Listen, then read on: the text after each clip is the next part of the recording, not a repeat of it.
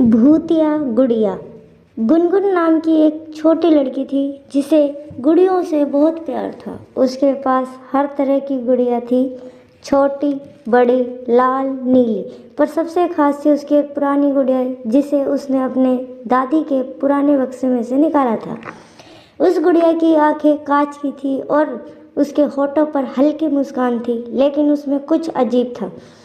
एक रात जब गुनगुन सोने जा रही थी तो उसे लगा कि गुड़िया ने अपनी आंखें झपकाई। उसने सोचा कि यह उसकी आंखों का धोखा होगा और वह सो गई। लेकिन आधी रात को अचानक उसकी आंख खुली। गुड़िया उसके बिस्तर के पास थी, जबकि उसने उसे अलमारी में रखा था। गुनगुन डर गई और गुड़िया को फिर से अलमारी में रख दिया। लेकिन अगली रात वही हुआ। गुड़िया फिर से उसके बिस्तर के पास आ गई। अब उसे सच में डर लगने लगा था। उसने अपनी माँ को बताया, पर माँ ने हंसकर कहा, बेटा यह सिर्फ तुम्हारा वहम है।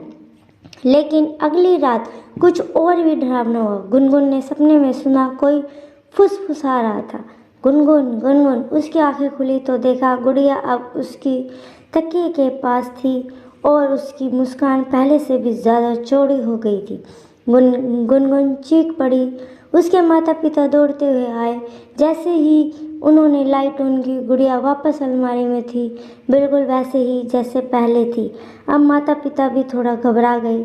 अगली सुबह गुनगुन ने उस गुड़िया को घर से बाहर ले जाकर पास के कुएं में फेंक दिया। जैसे ही गुड़िया पानी में गिरी, एक हल्की सी हंसी सुनाई दी।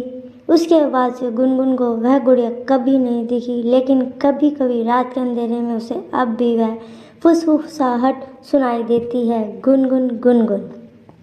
सीख: हर पुरानी चीज़ हमें नहीं रखनी चाहिए, खासकर अगर उसमें कुछ रहस्यमयी हो।